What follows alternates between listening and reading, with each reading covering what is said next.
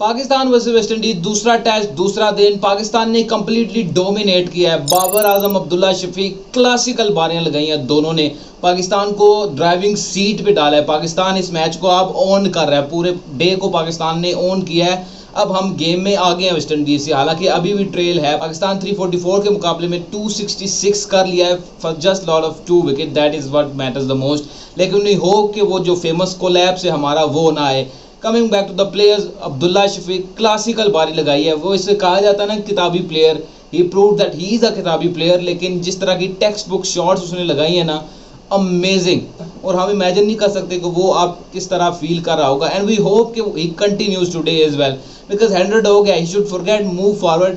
150 की तरफ देखो, 200 की तरफ देखो, क्योंकि अब्दुल्ला शफीक ने 200 लगाया हुआ है against Sri Lanka. Same kind of conditions थी श्रीलंका के स्पिनिंग ट्रैक्स में, वो गाल में जब इसने 200 लगाया था, 201 I think. So he should look to convert this 100 into 150, 200। And Babar Azam on the other side, classical batting, I mean he was looking in control. जब नए नए बैटिंग करने आए क्रीज पे, शमार जोसेफ को बाउंड्री लगाई, जेडन सील्स को dominate किया। आई मीन पहले 30 रन थे बाबर आजम के, and he was going run a ball literally.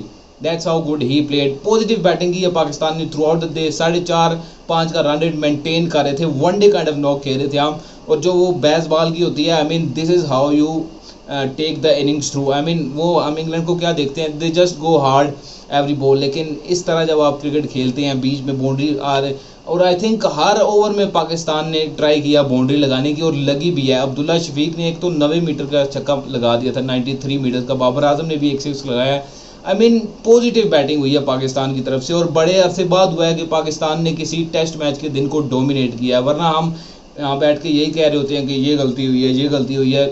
दिन के आगाज़ में ओबियसली साजिद खान ने विकेट्स ली, अबैद ने विकेट ली, क्रूशियल रोस्टिन चेज की। पाकिस्तान ने 344 पे रोका वेस्ट इंडीज़ को, and then with the bat in hand Imamul Haq 17 बॉलों पे 14 उन्होंने किए। Azan Awais, he was also looking so good, smooth batting कर रहे थे। केमार रोज जैसे बॉलर को उन्होंने 3 बैक टू बैक चौके भी लगाए। आई मीन पाकिस्तान की बैटिंग आज पॉजिटिव थी, it was the plus point for Pakistan in today's game.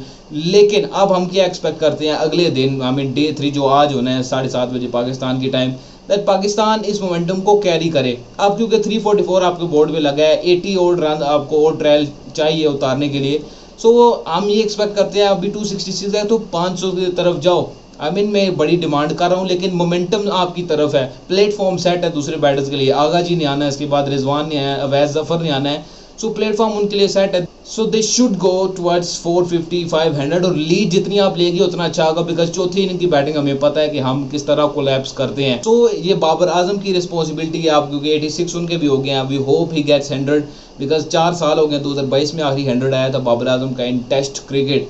So we hope that he also gets 100 as well. Abdullah Shafique को भी साथ कैरी करें, और ये पार्टनरशिप जितनी लंबी जाएगी पाकिस्तान के लिए अच्छा होगा। वेस्ट इंडीज़ कोशिश करेगा कि early on in the day अब विकेट्स ले, but Pakistan will have to play good cricket. और हम यही एक्सपेक्ट करते हैं कि पाकिस्तान 100 की 150 की लीड लेगा, तभी हम कंफर्टेबल होंगे इस मैच में। और अगर उनकी बैटिंग आ गई है, अगर वो अच्छी बैटिंग कर भी जाते हैं, तो फिर भी आप गेम में इन रहेंगे। मतलब कितनी अच्छी बैटिंग करेंगे, वो 300 कर लेंगे, तो फिर जब आपने 150 की लीड ले रखी होगी, इतनी मुश्किल नहीं होगी आपके लिए।